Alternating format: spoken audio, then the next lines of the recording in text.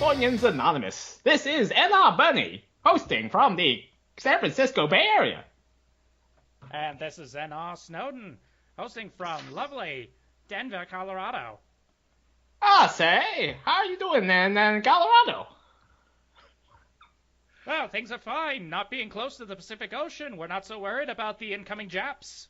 Oh, the Japs! Oh, yes, FDR has said that we are going to shoot them out, making sure that our country is safe from any sort of fascism. You know, we don't like those fascists to be coming into our country. Indeed. But in all seriousness, yeah. Slap a Jap and something that rhymes with Kaiser. I think you're mixing up your histories. Slap a Jap and sauerkraut. Yes. Okay. Anyways, so despite our being nerds of history, we have certain things we need to talk about in the present. And I think just recently, the Mueller report was released. And so, what are your thoughts, Snowden, on the Mueller report? You know, in all honesty, I have to admit, I need to do more reading on it to get more information. Mm-hmm. My first initial impressions of it, just Reuters released some bullet-pointed lists of like the main details that were in there. Right. It's like the biggest thing in there that I could see that stuck out to me was there's evidence that Trump fired Comey from the FBI because Comey wouldn't shut down the investigation. Right. That to me is a big deal. Outside of that, though, it's largely just, you know, everything that we already pretty much knew, and there's not much in there. Yeah, I just want to make it clear, although we have had, we have come to the defense of Trump in the past, and I'm not the biggest Trump fan at all. But this report doesn't totally absolve the Trump administration. I haven't really looked into it as well, so I admit that. And all I've pretty much have seen is from news sources like MSNBC, which have thoroughly covered this Mueller report as if it's like the biggest thing since the Watergate scandal. But it hasn't. I mean, we have to be clear about that. Trump did try to obstruct the FBI from doing its job. That's why I said the Comey thing to me is really significant. Right. And that's the biggest thing there. It's just that the problem is nobody, I think, was ever expecting any kind of obstruction charges out of this. Mm-hmm. Everybody wanted to see that he was, getting on his knees and sucking off Putin. Right. But there's literally none of that in the report is basically what it comes down to. Yeah, there's just absolutely no proof of Russian collusion. There have been certain Russian contacts that have approached, I think, the Trump campaign staff in the past, but there was no evidence. One that was a Russian ambassador meeting with one of his sons. But I mean, again, everybody knew that during the campaign back in 2016, so that's not right. New. I mean, if the Trump campaign staff is at fault of meeting with Russian ambassadors, then we should also at fault the Hillary campaign staff as well. I mean, well, exactly. I mean, maybe there's some kind of weird angle in law or something, but I don't understand why it would be a problem for a presidential candidate to be meeting with ambassadors before he actually secures the presidency. Right. I mean, isn't that something that they should be doing? Well, yeah. I mean, it's. Again, I don't know. That just seems like that should just be pretty standard procedure, Like just in case, Russia's trying to cover its bases, right? They're hoping. Well, I mean, hoping they can represent them. The thing is, people bring it up because it's Russia, but I mean, shouldn't they be meeting all ambassadors? Yeah, and, of course. Wouldn't those countries want to be meeting with the top presidential candidates? I mean, one way or the other, that's the person that they're going to have to work with for the at least the next 4 years. Yeah. No, yeah, I think you're absolutely correct. If if a person is to become the president of the United States, you have to expect that he at least needs to establish contacts with people he'll possibly have to work with in the future. Hmm. Um, so that no, that's the thing. I'm really sick and tired. Like, to be honest, I'm really sick and tired of this whole Mueller thing Oh my because God, yeah. it's just absolute like speculation. It had been a lot, just speculation here and there. And I mean, we've gotten this report and we've been told that, it's mainly, and, the report says that's mainly obstruction, that's the main point of the report, that the Trump administration tried to obstruct justice. But we were all like especially from the left and the left-leaning news sources, they were setting us up to think that this Mueller report would reveal a sort of Russian collusion, as you said. Like, we were supposed to think, oh wow, Trump is actually a Russian spy, right? Hmm. Um, Yeah, that's what apparently people were hoping for, which is one of those things that's absurd to me. mhm. You want the president to have been a foreign agent? I mean, you hate the guy that much? I just don't understand it. Yeah, I couldn't really understand it. I'm not a Trump fan. I've told you I'm going to keep my ears open for the 2020 election, so not sure I'm going to vote for Trump in 2020. If the Democrats have a viable candidate, I could vote for him or her. I know who else. I don't know. But the left has been uh absolutely relentless with how they're trying to go about saying that, Trump is this crypto Russian. Um, and Oh now that yeah. we have it, it's like now they haven't doubled down on their narrative, but they basically now have set up the report as if, oh, we had told you that this was all about obstruction of justice. Well, Like, the now it's thing just is, some of obstruction of them, justice. yeah, but some of them have doubled down on the narrative. You've got people talking about, oh, look at all the redactions that are in the report. Well, what's behind those? Well, now it's not. It doesn't matter. We need to get the unredacted report. I mean, look at most of those redactions. It's just personal information for people and stuff about ongoing investigations. No, Yeah, I that's don't think you do want to get the unredacted version that could compromise things that are being investigated that are in line with the obstruction of justice stuff that you want to know about. But you're just using this now as a ploy to further an election narrative at this stage. Yeah, there's like, just because there are redactions in the report, that is no indication of some sort of conspiracy. It's like that, like they're trying to make us believe that all these redactions were trying to hide something here and there.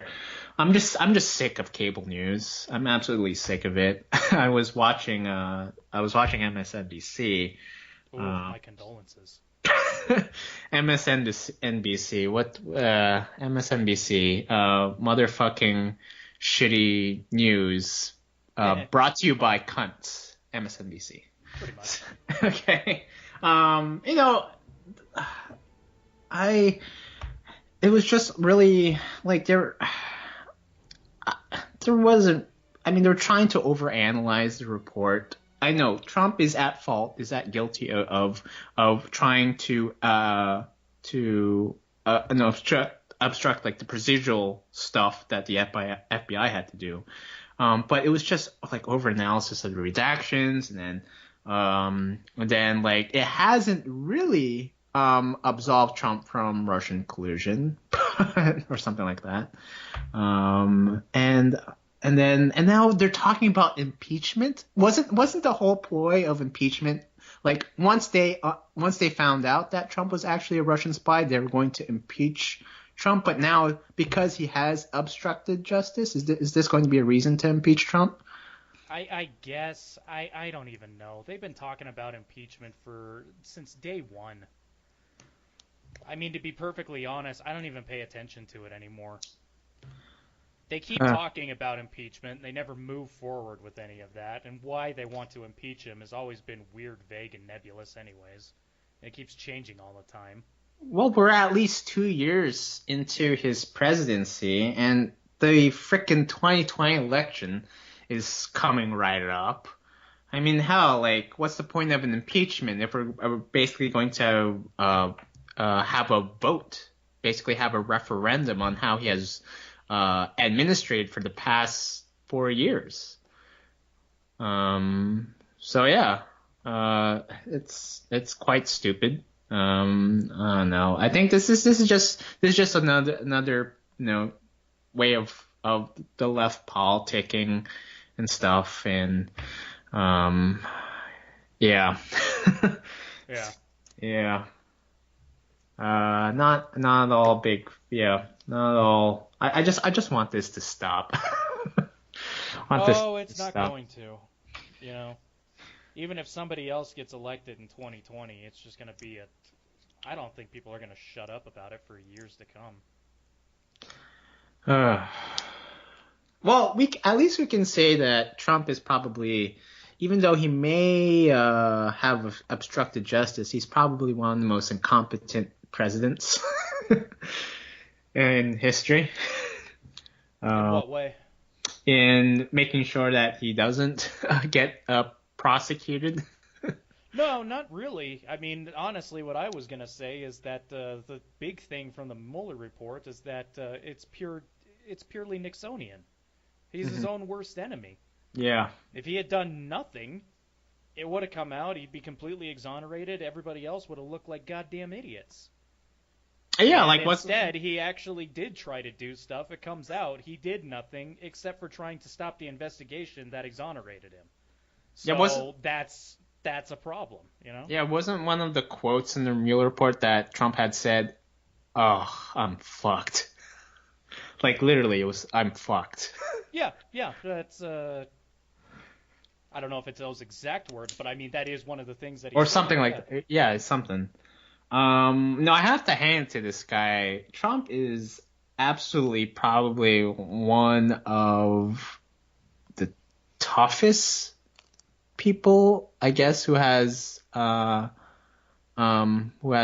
administered the presidency, because I mean he's not overly tough, but the fact that he has been bombarded with so many attacks like this, like all these attacks, like from some Hollywood celebrities, from the Democratic Party, and even from his own party, we have to, I have to say, like he just gets bombarded with all these criticisms left and right, which is, I think, fine. That's absolutely okay. But that would drive me. I mean, this is part of our democracy. We're allowed to criticize our leaders, but I would just fall into a deep, great depression.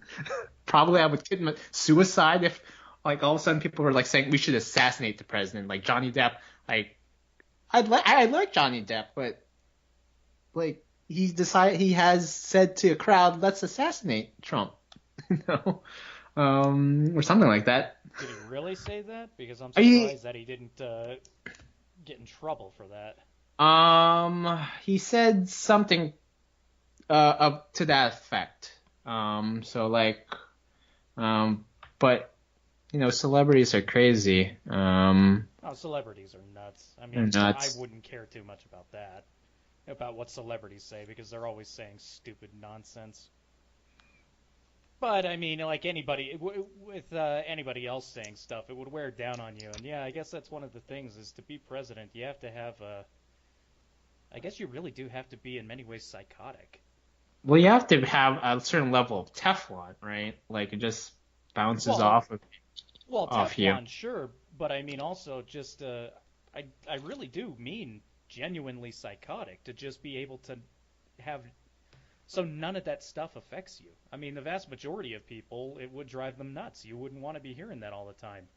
Right. I think people I, who are genuinely, like, honest to God, psychotic, hmm and I mean that in a medical sense, not in like a movie sense, they mm. just don't, criticisms and whatnot just don't affect them. They just doesn't really come into play.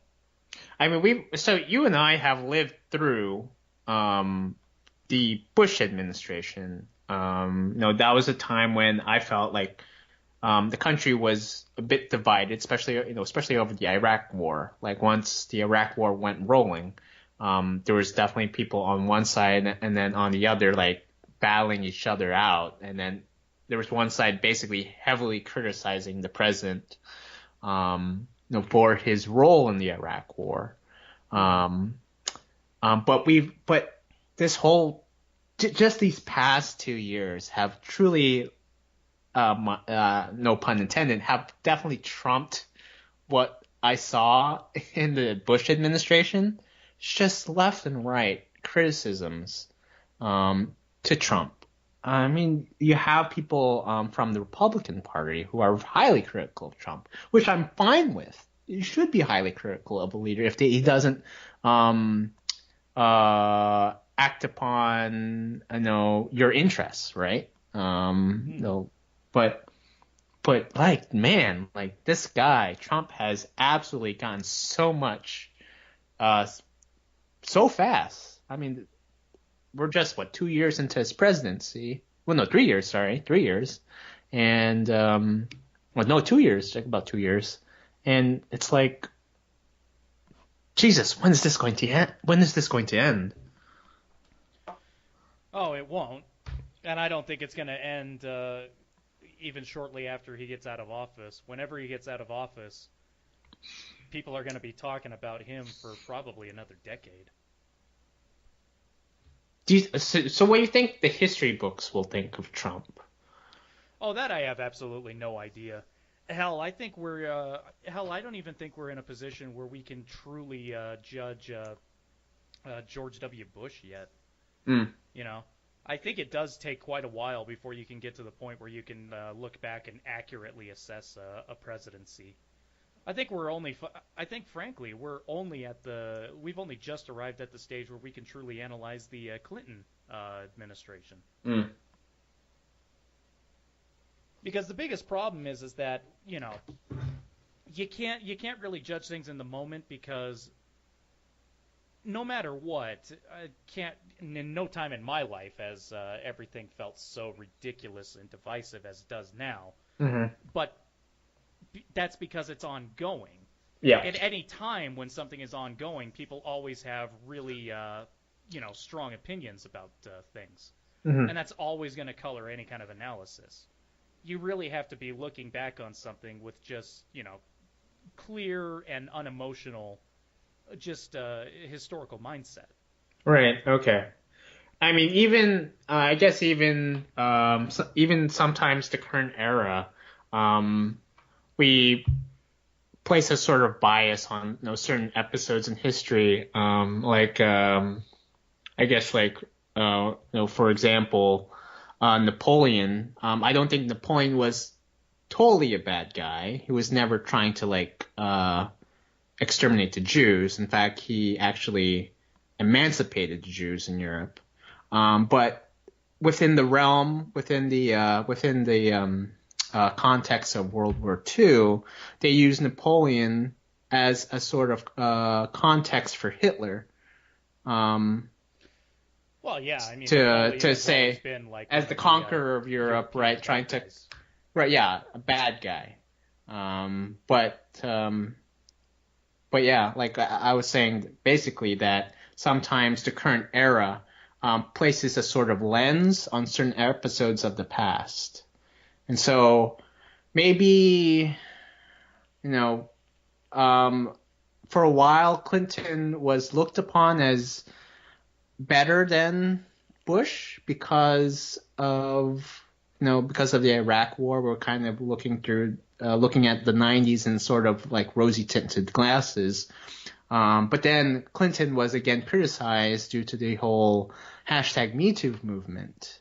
So when that came about, Clinton was called again, a sexual harasser, assaulter. Um, so Well, there's also a lot of stuff that people kind of lay the blame of 9/11 at Clinton yeah. because he had the chance to take out Bin Laden and he didn't do it. But I Hmm. mean, that's the thing is you also have to judge it kind of impartially. And before Bin Laden did 9/11, he was just a guy who had done some minor things. Was it something?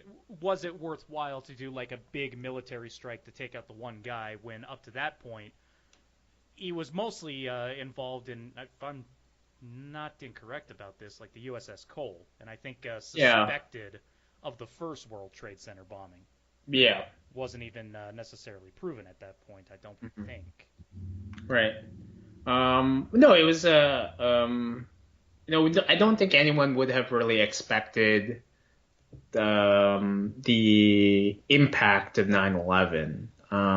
This whole idea of basically terrorists hijacking planes and crashing it into two skyscrapers in one government building. That just sounds like a movie to us, like prior to 9/11.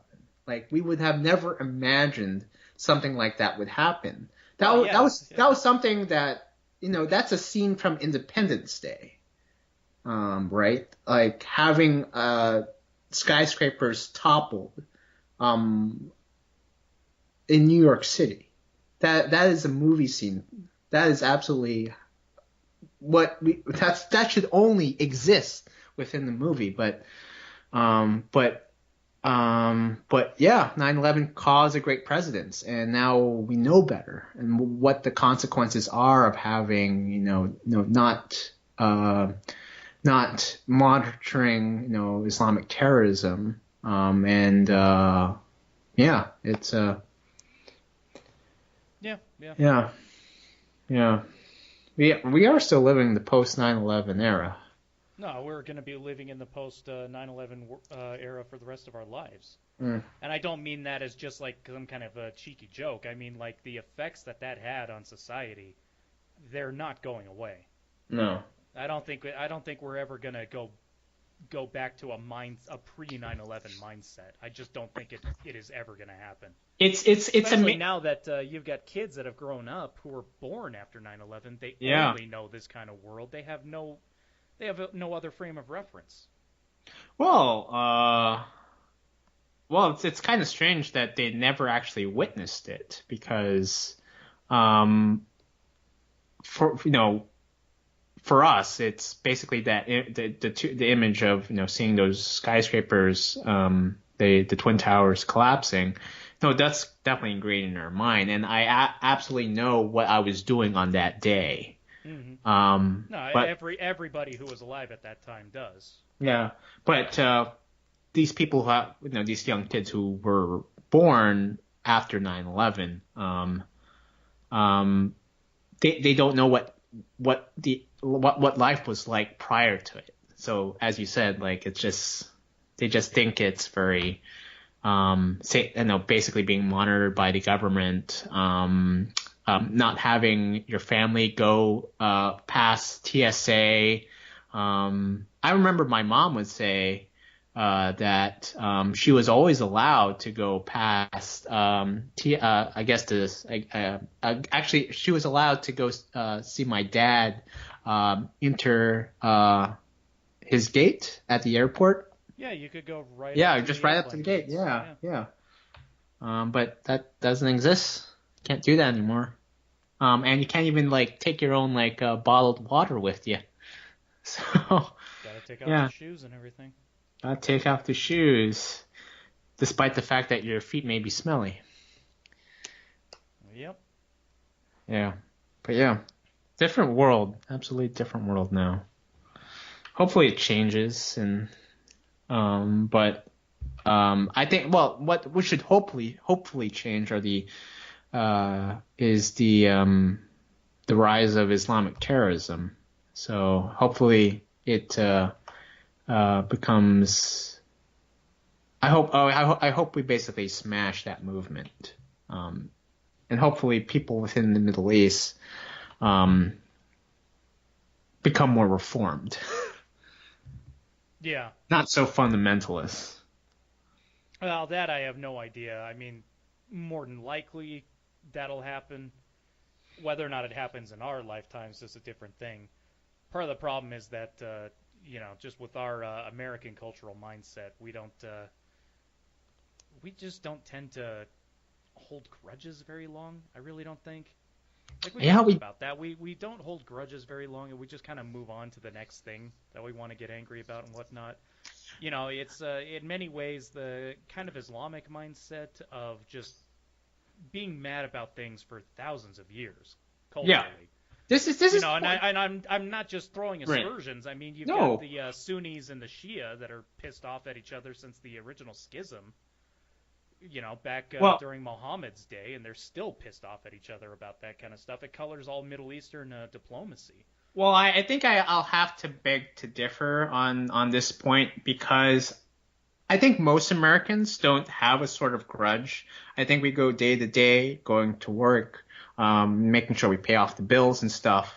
But there's definitely a growing segment of this country in which victimization has become a strong narrative. Well, And that's something different. That I think is just like a trendy thing of the moment, mm, and it's probably going to continue but on it could. until like the mid 2020s. But Mhm. I don't know. I think we're already beginning to see hints of a reversal of it, even with younger people, where they're just getting tired of this victim narrative, Right. and people are just going to eventually look back on this like. I've said it before. I think this whole like social justice thing that we're in, this whole everybody wants to be a victim, it's all identitarian stuff. Hmm. It's just going to be looked at like the hippie movement was. Yeah, there'll always be some people who subscribe to that kind of shit, but for the most part, everybody else is going to move on into the next, whatever the next decade's cultural zeitgeist is. It's the dark side of the hippie movement. The hippie movement was all about love, man. This fucking movement these days is like about like hate of like white straight men. Yeah, pretty much. Pretty much. No, okay, but yeah, I think to your point, you are right. America as a country has always been live and let live. I mean, we've become friends with the Brits who who tried to stamp out our revolution. We've become friends with Mexico, I think. Especially although we fought them in the Mexican-American War. I think we Which I have think a good. lot of people don't even know happened. You know. Yeah. We fought the South. We fought ourselves actually, and but we've become far more united after that.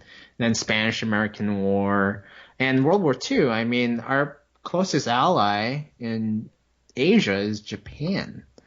Um, Mm-hmm.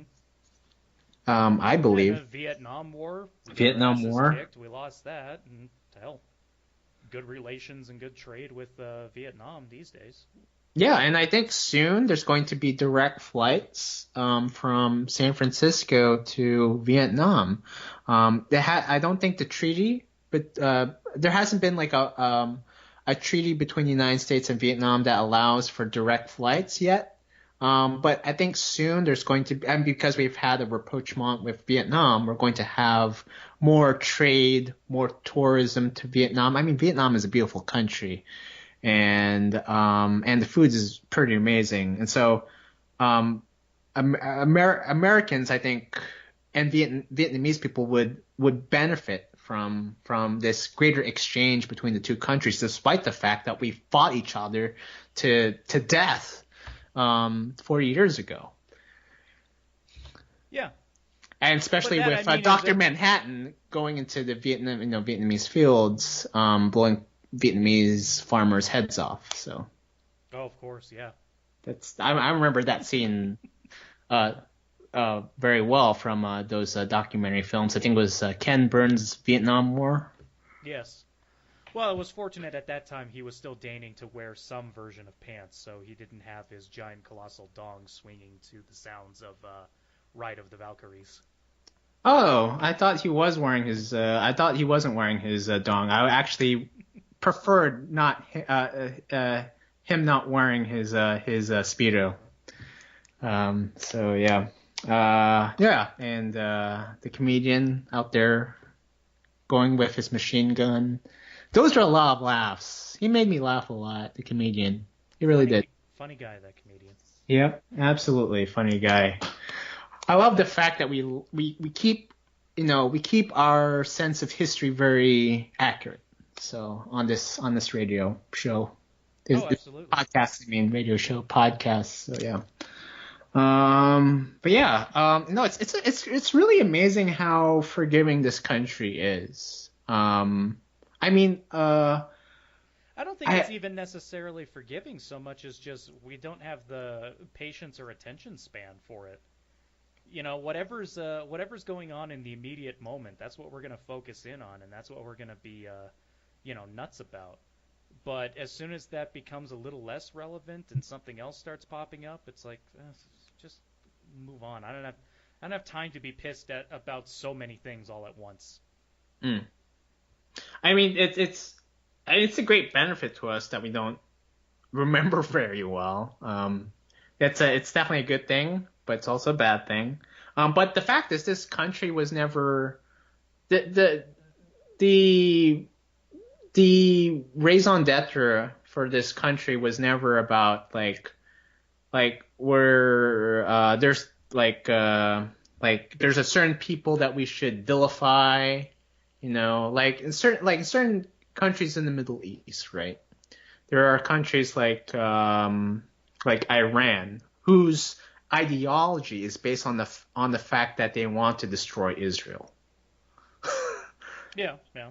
I mean, like they hold a considerable grudge over Israel just because they are Jews, and that the fact that they have to share their continent with Jews, um, or Saudi Arabia. But yeah, that's America is more about, well, just leave us alone. We can do our own thing. But if push comes to shove, we'll fucking kick your ass, but we won't beat you to a bloody pulp. We don't want to conquer you. Just we'll do business with you, hopefully. Well, yeah, pretty much. Yeah. But I mean, yeah. conquering territory, I don't think has been something that the United States is necessarily trying to do for the past 100 years. No. We got, it's imperialism is not a fad anymore. You don't have like Britain going to Africa or France in French Indonesia anymore. So that was a thing that back then.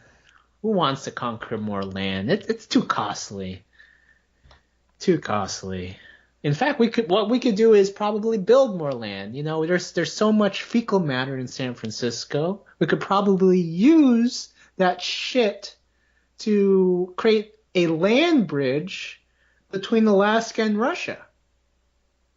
Possibly, or at the very least, a new island out in San Francisco Bay, Shitalina Island or Shitkatraz. Ascatraz or Ascatraz. There you go. Yeah, that might work. Ascatraz or Alcaas.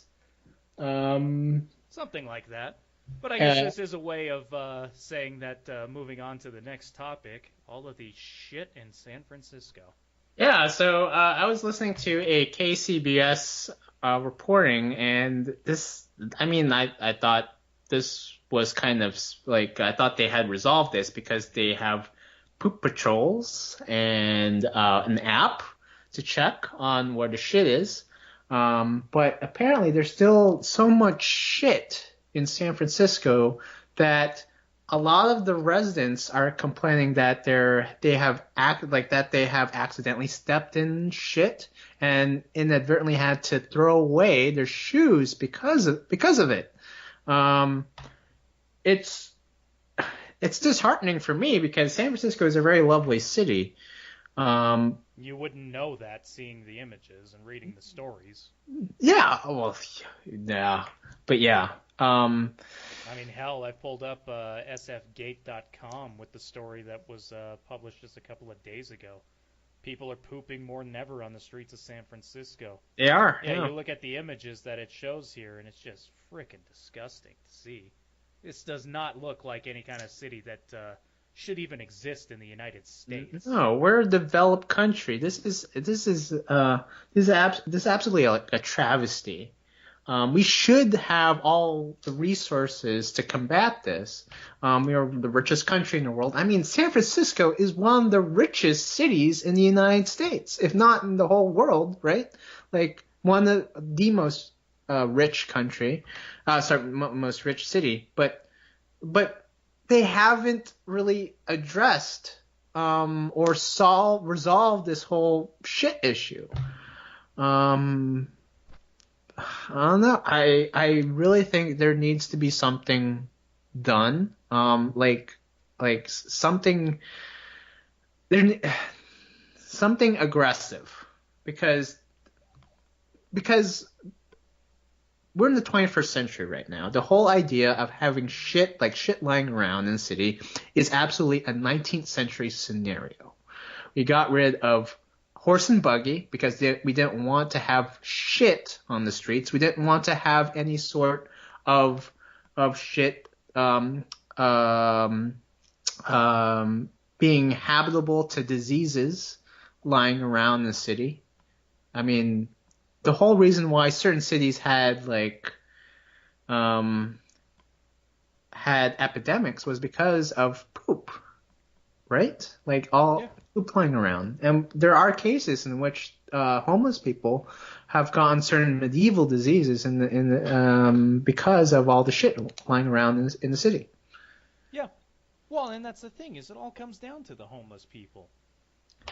I mean, they've got their poop patrols and whatnot in San Francisco to try to clean things up, but that's the thing is you're just treating a symptom, not the root cause of it. It's the Mm-hmm. homeless population, and you're not doing anything about that. And I keep hearing a lot of people saying like, "Oh, it's got to have more money, more services and whatnot." No, there's plenty of money. There's plenty of services. What you're dealing with is you're dealing with the people who want to be homeless, actively want to be homeless. Mm-hmm. Well, some of them want to actively be homeless, and some of them are genuinely crazy and out of their minds, and you shouldn't leave them on the street. That's not compassionate. That's not helpful. I know people want to draw parallels to the Nazis about fucking everything, but really what we should be doing is getting those people off of the streets and into actual mental asylums. They're not like London bedlams from the 19th century anymore. You can get people in there, get them cleaned up, put them on some medications, find out what the root causes of their problems are, and try to help them. Make them not crazy. Mm. But nobody wants to do that. Um, yeah, I totally agree. I think one of the reasons why we haven't done so much because I think to some degree our idea of having as minimal a government as possible is part of this problem. We have this belief in that because we are all individuals, we get to decide how we go about doing our business, living our life, and so the government shouldn't be interfering with homeless people because a lot of us think that homeless people have decided to become homeless, but to some degree that is a situation that applies to a lot of homeless people, but there are moments where I feel as if like there's some homeless people they're homeless because they ran out of luck. They didn't get the support. They probably lost their job. They were in a sense of despair. Well, to me, I think we need to be more interventionist. We absolutely need to be more interventionist. Mhm. Because, I mean, yeah, I agree. There's probably some people. I don't think that this is a large number in any way, shape, or form. But yeah, I'm sure that there are some people out there who are just on bad times and whatnot. I Mhm. think the vast majority of those people can take advantage of his existing services and get out of it. Mm. But I mean, if you got people who don't, then yeah, you still need interventionist systems. I mean, what I would do is I would not necessarily arrest people, but I guess that probably would be what you'd have to do in order to get them into treatments. You would be arresting people. You wouldn't be sending them to jail. What you would do is you would just set up the system to where, you can choose to go for rehabilitation, for services that are going to help you. First, we're going to get you off of any kind of drugs and alcohol. Then we're going to put you into mandatory classes for, financial management. Hmm. And then you're in a jobs program where we will set up an organization that'll interface with businesses around the city or around the state and try to get you hired. Hmm. And that way you can get on your feet. And then hopefully you're outside of this system and then you're just back part of society. That to me is the compassionate thing to do, but nobody wants to do that. Now, everybody wants to, even in my home city, what everybody wants to bitch about is whether or not they can pitch tents in the street and sleep in the doorways of businesses. That doesn't help anybody. Hmm. Even pushing these homeless people out of the city doesn't really help anyone as well, because all you're doing is you're displacing the problem to another location. Yeah, they'd just be homeless somewhere else. Yeah, Right. that doesn't resolve the problem either. Hmm. Because, I'm It's looking at it, you got the people. The thing of it is that I don't think that this would even be prohibitively expensive. I'm seeing the stories about the San Francisco Poop Patrol. Those guys who are hired into the Poop Patrol are making $184,000 a year. mm, So if you can afford to pay those guys that amount of money for that kind of work, you're telling me you couldn't possibly take that money, buy some real estate outside of the city, and just have it be a rehabilitation center where you could send people? mhm. This scenario right here is very similar to what we've experienced in the past. We had people living in shanty towns, called Hoovervilles, in the 1930s, when the Great Depression happened. Mm-hmm. Well, to be fair, at that time, those people weren't on drugs, and so they were a lot more No, that really, cognizant of what they were doing. But at the yeah, same that was time, genuinely a different scenario. The economy completely destroyed around the world.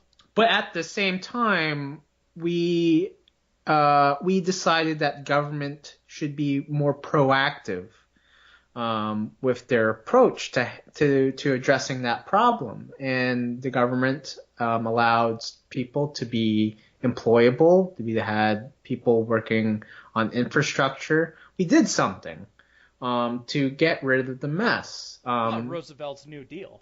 Yeah. There should be something to that, not necessarily to that level, but we should have something, especially just for one city in San Francisco, man. This whole situation is not exclusive to San Francisco. I mean, we see it in Los Angeles and Seattle. Oh God, Seattle and Denver as well. Um, but Mm-hmm. but this is a scenario I think people are just overthinking too much. We just have to get these people off the streets, not displace them, but to cut them off drugs forcibly. It's not helping them. All they're doing is dying a slow death. Yeah, Um, yeah. that is absolutely it.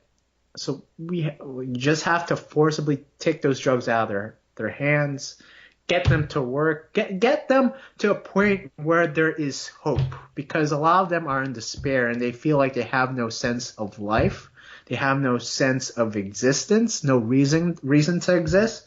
Let's give these people a reason to exist. And really, one of the best things that you could do in terms of that is just helping them get a job. Yep. Yeah, I'm not opposed to something that I don't think it would be make work in any sense, considering how busted the infrastructure is in this country. You're telling me that you couldn't give these people training on how to do things like fixing roads and whatnot? Hiring them into that? Mm-hmm. No. Then Yeah. they've got a job, they're getting income. They'd be in a normal circumstance. They And they have. don't have to stay there either. They could leverage that into going to classes and finding other kind of employment, whatever they want to do. But yeah, I Yeah. think the biggest problem is that it's a vicious cycle with the mental illness Mm-hmm. and with the substance abuse.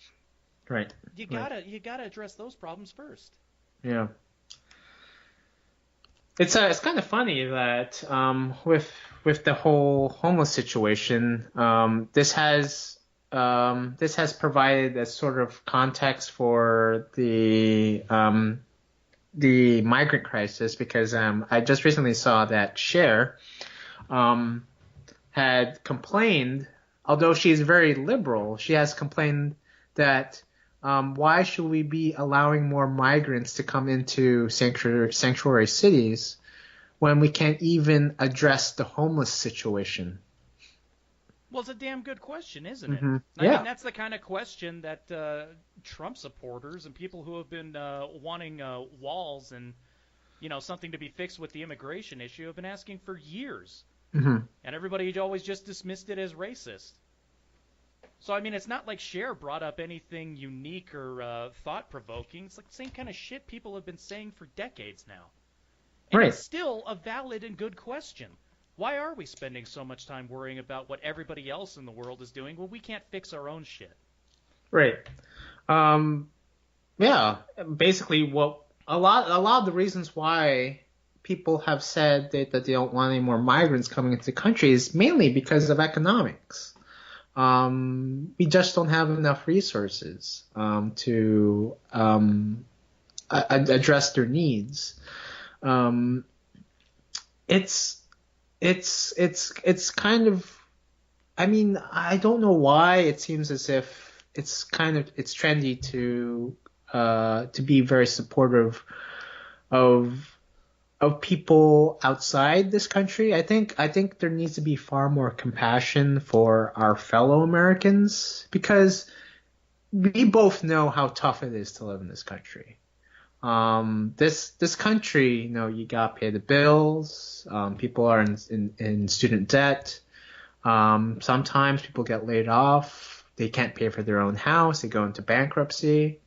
It is tough living in this country. I think a lot of people outside this country don't really fully understand some of the ramifications of having a system that we currently have on the American people. Well, I Um, mean that's true to an extent. I think what it mostly comes down to is we've got really bad policies in this country that we're mhm, dealing with. That's something that we as citizens would be able to take care of if we would just exercise our votes more properly. Vote out a lot of the existing people and demand other people to come in and actually change these systems, actually fix mhm, it. mhm, Uh, because honestly, I slightly disagree with you. Yeah, when you're living in the situation, it sucks. mhm, Having to deal with things like student debt and whatnot, and mhm. cost of living is incredibly high. But at the same time, I mean, sure, cost of living is very high, and sometimes it sucks to deal with things. But I mean, I'm in a situation where you know, every single month I can buy new video games for myself, and I have the time to sit down and play them. Right. I'm not about to complain to anybody else and say like, "Oh, my life is hard," when I have access to clean water and I don't even think about that. You know what I mean? Right. Right. I mean, when that kind of is the level of expectation of first world living that most people around the planet do not have, Oh, no, no. I mean, I, I feel like I get what you're saying, but at the same time, I feel like it's one of those things where it's like that's kind of a millennial way of thinking. It's like, oh, they closed down my local coffee shop, and now I have to oh, go to no, the no, corporate no, no, Starbucks. no. You know, Those are not the complaints I was trying I know you're to not. I say. know you're No, but not. I'm just saying. I've I've been in a couple of developing countries, including especially the Philippines, and I understand what poverty looks like. Poverty in the United States is not poverty in the Philippines. It really isn't. No, that's Or true. I mean that is one of those things. I mean, um, I'm with it for trying to fix everything to bring Americans up to a good standard of living, but I mean, but hell, even the homeless in America are better off than employed and homed people in other countries. oh yeah. The welfare program here is pretty generous. But I was saying that I think my major complaint was that there's a certain level of I think my theory is why certain people are far more compassionate towards other people than to certain people is because I think we do have a certain there's a law that I believe in what's it called? Um, there's a law of compassionate preservation, uh, I believe. I think in general, human beings are very compassionate people. But we have to allocate that compassion reasonably because we can only provide that compassion to a certain level of people. We can't do it to everyone, because being compassionate to everyone is absolutely exhausting. And so certain people are far more compassionate to one group than to the other. I mean, from the right, I think the right is far more compassionate of its own people than foreigners. And I think on the left tends to be far more compassionate about foreigners than their own people at times. Not necessarily true on both sides, 100% true, but that's what I've kind of seen, having read stuff from the left and the right. Yeah, yeah, I could agree with that. I mean, it's all where you want to put your focus in. Right. I mean, there's definitely people on the right who have gone on have done missionary work in places overseas, like evangelical stuff. Well, I mean, there's the thing is that I think in many ways it kind of gets muddled where people would think that, oh, you don't care about anybody else outside of this country. That's not true, I think, for most people. Mhm. It's that what you're voting on and what you expect our country to do in terms of policy is to help people in this country. Mm. Because that's where our tax money is going, and that's the expectation, you know?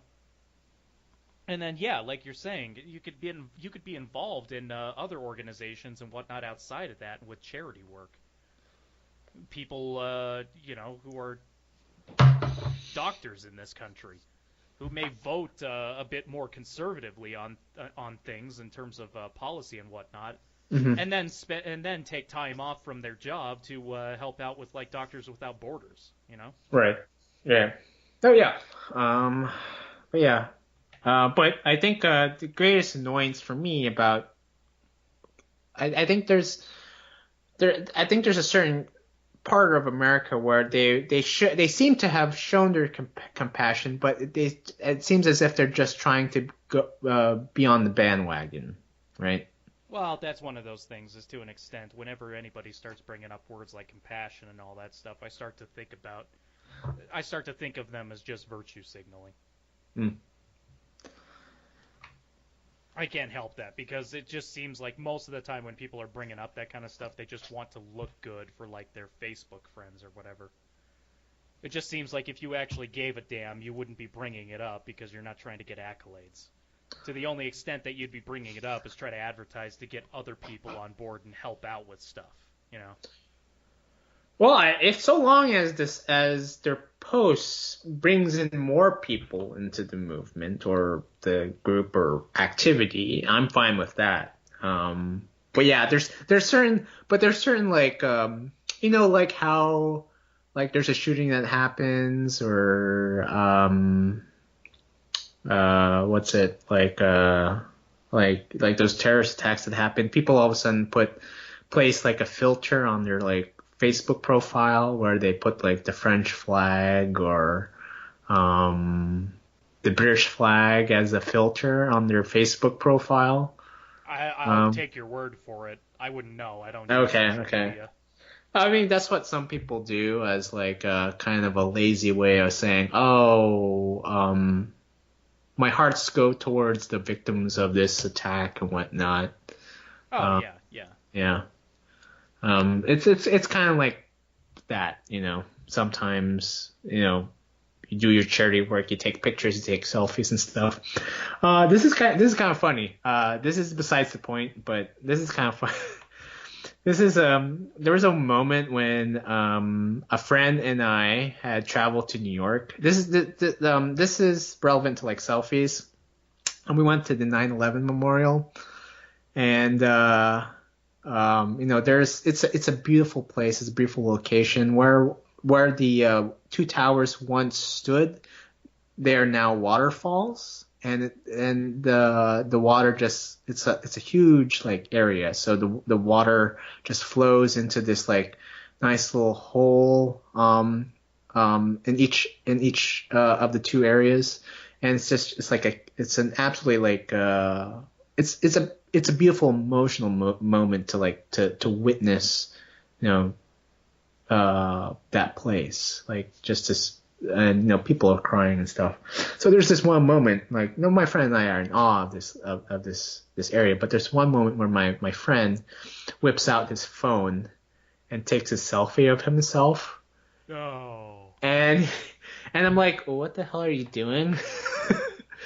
I'm like, oops. And then he's like, he looks me in the eye, and I look at him in the eye, and he's like, he's finally aware of what he's doing. I'm like, yeah, take your put your phone back in your pocket. At least you were there to tell him. Yeah. It just reminds me of that news story of the guy who took a selfie to put on his Tinder profile at the freaking Holocaust Memorial. Oh God. Oh man. Oh, that's just stupid.